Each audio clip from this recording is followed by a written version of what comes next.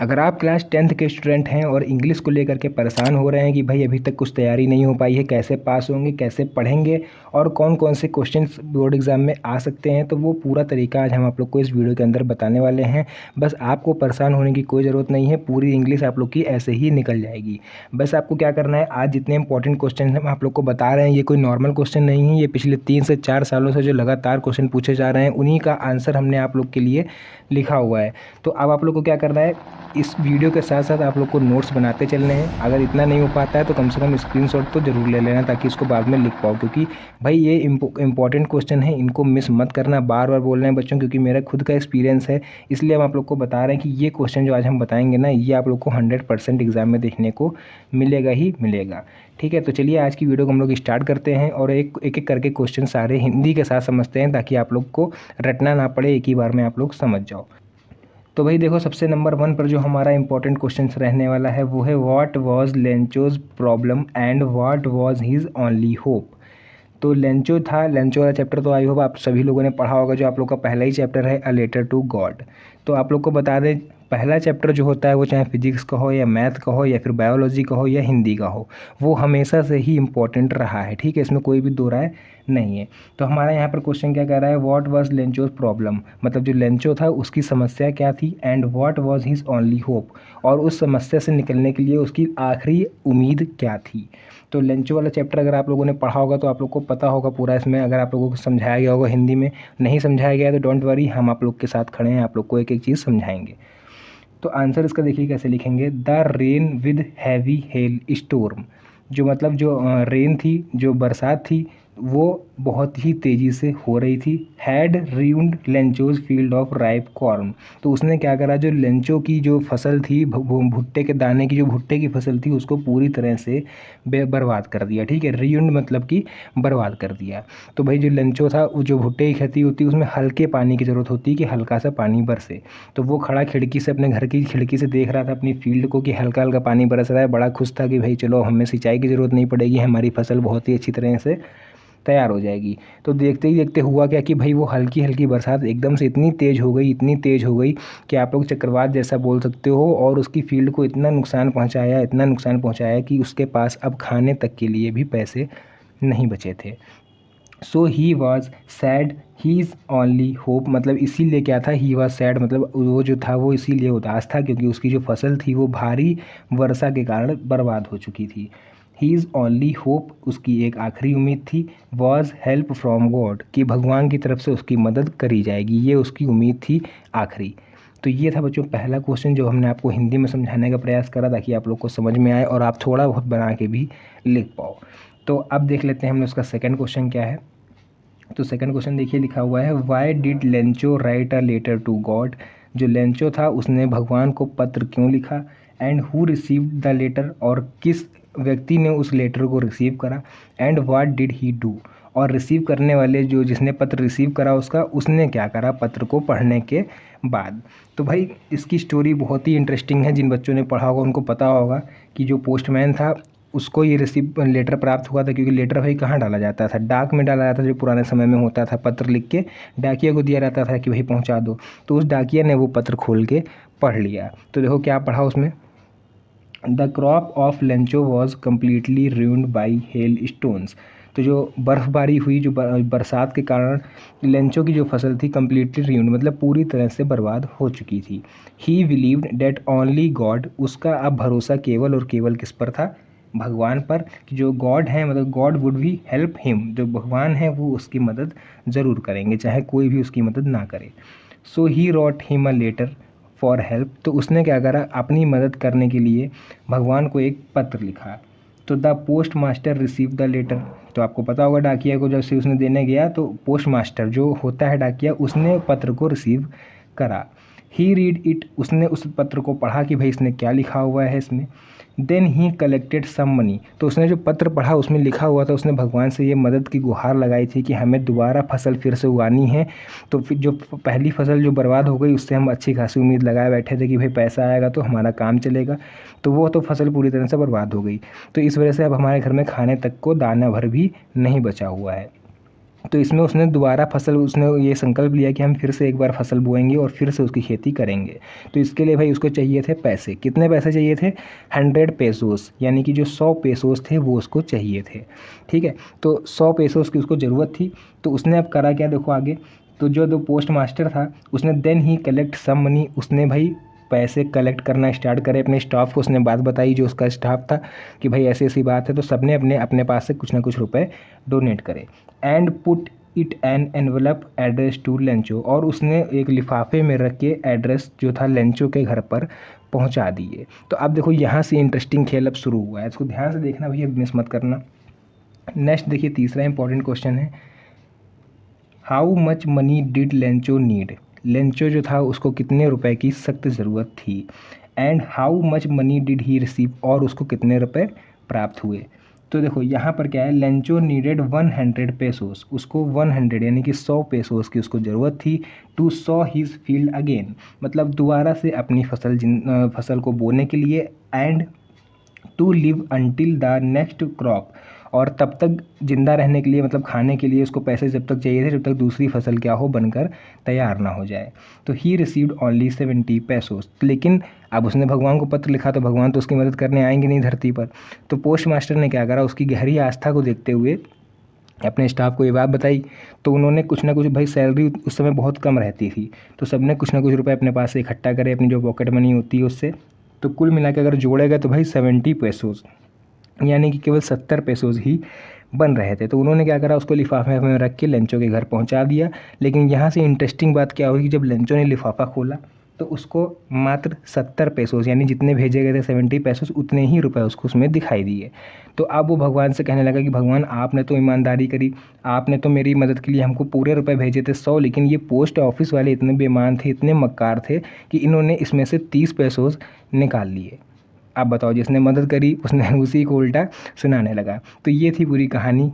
तो उसने बहुत गुस्सा करा पोस्ट मास्टर के ऊपर, ऑफिस आके उसने खूब लड़ाई झगड़ा करा कि तुमने 30 पैसों से मेरे चुरा लिए। तो पूरा सब रहने के बाद उसको 70 पैसों से ही रिसीव हुए। तो ये थे बच्चों 3 इंपॉर्टेंट क्वेश्चंस लेंचो चैप्टर से, जो पहला का इंपॉर्टेंट चैप्टर है। तो आई होप आप लोग को ये तीनों क्वेश्चन बहुत ही सुंदर तरीके से समझ में आए होंगे। उसका देखिए नेक्स्ट क्वेश्चन हमारा क्या कह रहा है, what promise does Mandela make in the beginning of opening of his earth talking speech. तो जो मंडेला थी उन्होंने क्या प्रॉमिस करा अपनी मेक इन द बिगिनिंग, अपनी जो लेक्चर देने जा रही थी, जो भाषण देने जा रही थी उसकी स्टार्टिंग में, मतलब जो उनका शपथ ग्रहण, अर्थ टॉकिंग स्पीच मतलब जो उनका शपथ ग्रहण होने वाला था, उसकी स्टार्टिंग करते समय उन्होंने क्या से कौन कौन से उन्होंने वादे करे। ठीक है, तो देखते हैं इसका आंसर क्या है। Mandela thanks all in the international leaders. सबसे पहले मंडेला ने स्टार्टिंग कहाँ से करी, thanks to all international leaders, मतलब जितने भी नेता थे, अंतर्राष्ट्रीय नेता बैठे हुए थे वहाँ पर, उनको सबसे पहले उन्होंने धन्यवाद दिया। एंड गेस्ट, मतलब और जो मेहमान आए हुए थे उनको, ठीक है, जो वीआईपी गेस्ट आए हुए थे। As he calls it an occasion of joy and victory. उन्होंने कहा तो ये जो इस समय आप लोग हम लोग इकट्ठा हुए हैं, ये समय है, ओकेज़न मतलब ये मौका है, जॉय एंड विक्ट्री मतलब अपनी खुशी को और जीत को इंजॉय करने का, फॉर जस्टिस जो कि न्याय के लिए रहेगी। He promise that the country shall not again experience the operation of one by other. मतलब उन्होंने ये प्रॉमिस करा लोगों से कि जो हमारी कंट्री है, शैल नॉट अगेन मतलब ऐसा इस देश में हम दोबारा नहीं होने देंगे। ऑपरेशन मतलब भ्रष्टाचार, मतलब एक तरह से आप लोग बोल सकते हो एक दूसरे के ऊपर उनको तंग करना। वन बाई अनदर मतलब जो भ्रष्टाचार होता है एक के बाद एक करके, वो हम कोशिश करेंगे कि हमारे जो क्षेत्र में है, वो हमारे जो अधिकार में है, वो हम दोबारा ना होने दें। नेक्स्ट देख लीजिए, उसके बाद अगला क्वेश्चन क्या है हमारा, what is the greatest wealth of a nation in Mandela opinion. तो जो मंडेला ने अपना ओपिनियन दिया, उनके हिसाब से जो वर्ल्ड है उसकी सबसे ग्रेटेस्ट मतलब सबसे महान चीज़ क्या हो सकती है, सबसे बढ़िया चीज़ क्या हो सकती है। तो Mandela thinks that the greatest and real wealth of a nation, Mandela thinks, Mandela के हिसाब से या फिर उन्होंने ऐसा सोचा कि जो ग्रेटेस्ट एंड रियल सबसे असली और जो महान चीज़ होती है किसी भी देश के लिए, वो होती है वेल्थ एंड इट्स पीपल, मतलब वहाँ के लोग। एक देश को महान कौन बनाता है? वहाँ रहने वाले लोग ही अपने देश को महान बनाते हैं। ठीक है, अब जो भारत है वो किसकी वजह से पहचाना जाता है? यहाँ रहने वाले नागरिकों की वजह से, क्योंकि यहाँ पर ट्रेडिशंस बहुत हैं, अलग अलग कल्चर्स हैं। ठीक है, तो अपने देश जो है वो एक देश है, वो अपने लोगों की वजह से ही महान बनता है। उसके बाद नेक्स्ट है they are finer and truer than the purest diamond. उसने बताया कि जो हमारे देश में रहने वाले लोग हैं वो फाइनर हैं, अच्छे हैं, ट्रूअर मतलब सच्चे हैं, प्योरेस्ट डायमंड एक डायमंड की तरह प्योर हैं। तो ऐसा उनका मानना था। तो इस तरह से हमारे जो क्वेश्चन 5 क्वेश्चन थे वो भाई बाद में फिनिश हो गए। नेक्स्ट क्वेश्चन हम लोग देख लेते हैं अपना 6 क्वेश्चन कौन सा है। How did the young seagull's family celebrate his first flight. तो जो यंग सीगल्स थे उसकी फैमिली ने जो उसकी फ़र्स्ट फ्लाइट को कैसे सेलिब्रेट करा। तो ये क्वेश्चन पूछा गया था आप लोग का 2024 में, तो इसको भैया ज़रूर देख लेना, बहुत ही ज़्यादा इंपॉर्टेंट है एग्ज़ाम की नज़र से। तो देखो इसका आंसर क्या होगा। The young seagull was afraid to fly. तो जो यंग सेगल थे, जो ठीक है यह सीगल थे, वो क्या थे? अफ्रेड मतलब कि डरते थे, फ्लाई उड़ने से डरते थे, किसी ऊंची जगह पर जाने से। इवन द इंकरेजमेंट एंड को एक्सिंग डिडंट वर्क। तो जो इंकरेजमेंट था, जो उसको साहस दिया जा रहा था पीछे से, अच्छी सी बातें दी जा रही थी, मोटिवेशन दिया जा रहा था, एक तरह से बोल सकते हो, वो उसके ऊपर भाई कोई भी काम नहीं कर रहा था। उसको ऐसा लग रहा था ये सब हमको फंसाना चाह रहे हैं।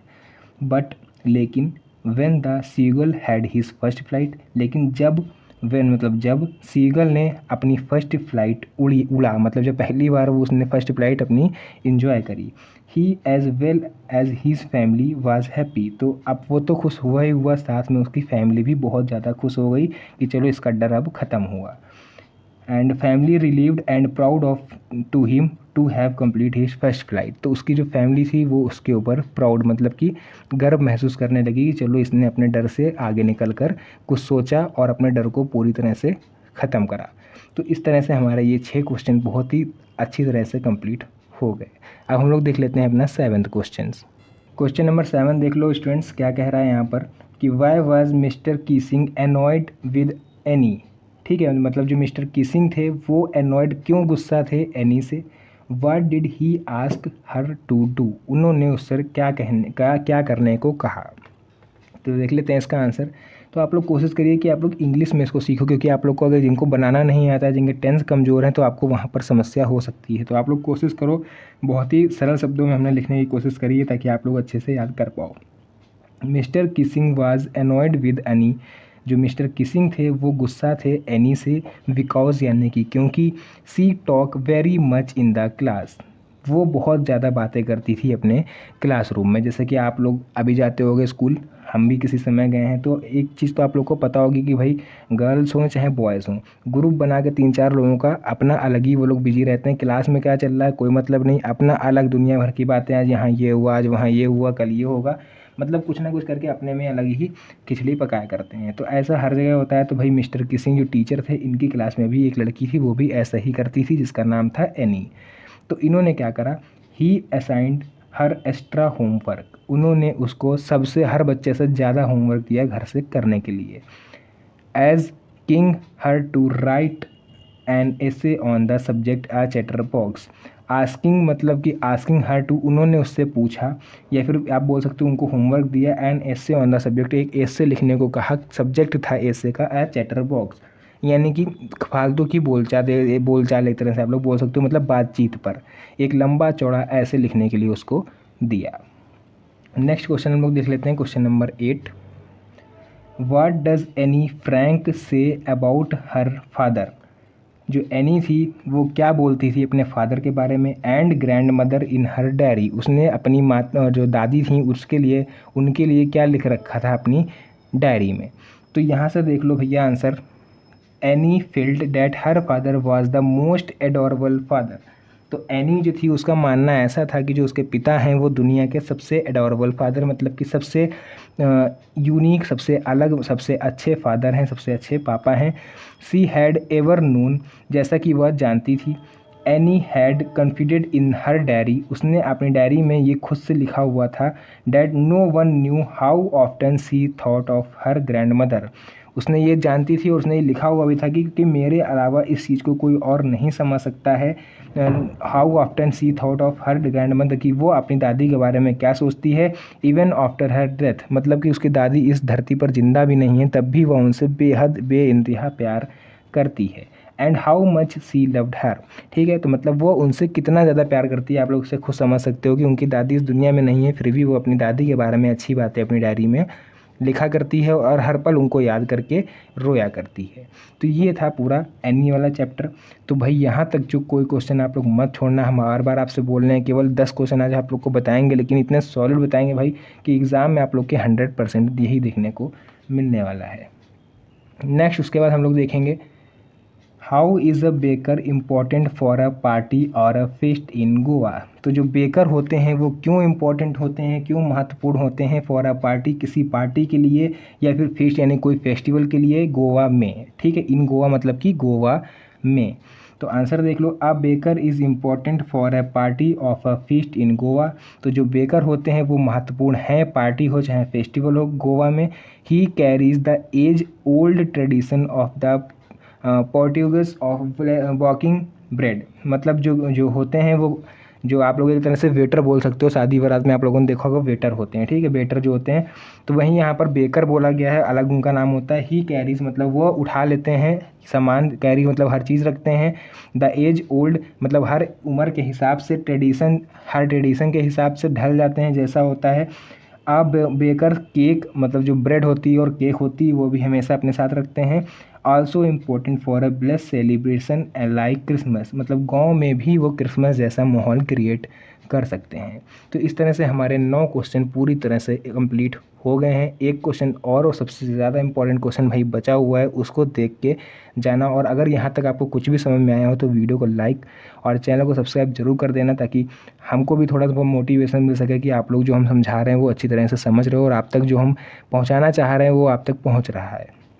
बाकी आप लोग कमेंट में बताइएगा, जिस बच्चे ने क्वेश्चन नंबर 9 तक हर एक क्वेश्चन देखा है तो आप लोग कमेंट बॉक्स में ज़रूर बताइएगा कि सर हमने क्वेश्चन नंबर 9 तक पूरा देखा हुआ है, ठीक है, ताकि हमको पता चल सके कौन बच्चे हैं जो हमारे समझाए हुए टॉपिक को अच्छी तरह से समझ रहे हैं। बाकी आप लोग अपने फ्रेंड सर्किल में ज़रूर शेयर करिएगा इस वीडियो को, ताकि वो लोग भी पढ़ के थोड़ा सा पास हो सकें, ठीक है। तो चलिए जल्दी से इंपॉर्टेंट और 10th क्वेश्चन देख लेते हैं। नेक्स्ट भैया है, what did Valli do after she got into the bus. Valli ने क्या करा, बस मतलब कि जब वो बस में बैठ गई। तो सी गोट इनटू द बस, जैसे ही वह बस में चढ़ी, and she looked at everything very thoroughly, उसने अपने चारों तरफ बहुत ही आराम से देखा। व्हेन सी लुक्ड आउटसाइड, जब उसने बस से बाहर झांकने की कोशिश करी, तो सी फाउंड हर व्यू, मतलब उसने अपने जो देख रही थी उसमें उसने एक चीज़ देखी, that cut off by the canvas blind that covered the lower part of the her window, मतलब जिस खिड़की पे वो बैठी हुई थी वो पहले से ही कैनवा के द्वारा आधा ढक दिया गया था, इसलिए उसको पूरा सही से नहीं दिख पा रहा था। तो इस तरह से बच्चों हमारा ये 10th क्वेश्चन पूरी तरह से कंप्लीट हो गया है। और आज की इस वीडियो में हमने आप लोग को शॉर्ट आंसर टाइप क्वेश्चंस बताया है। अगर आप लोग कमेंट करते हो तो नेक्स्ट वीडियो में आप लोग के लिए हम लॉन्ग क्वेश्चंस पर बना देंगे और ऐसे ही समझा के आपको पूरा कंप्लीट करा देंगे, ठीक है।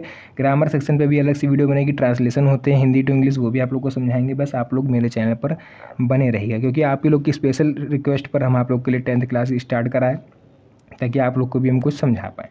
तो आज की इस प्यारी सी वीडियो को हम लोग यहीं पे एंड करते हैं, मिलते हैं नेक्स्ट और बहुत ही अच्छी वीडियो के साथ। तब तक के लिए धन्यवाद, जय हिंद।